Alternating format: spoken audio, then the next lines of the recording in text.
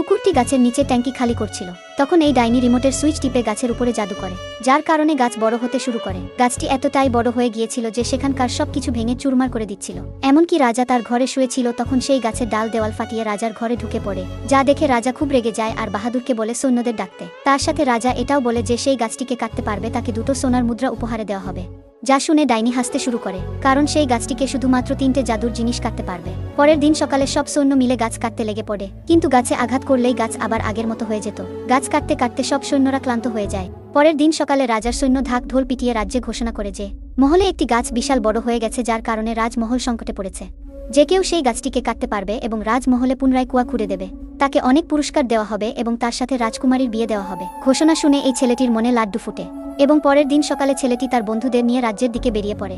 রাস্তায় যেতে যেতে ছেলেটি গান শুনতে পায় এবং সে খুব মুগ্ধ হয়ে যায়। এরপর ছেলেটি তার বন্ধুদের জিজ্ঞাসা করে এই মধুর সঙ্গীত কোথা থেকে ভেসে আসছে।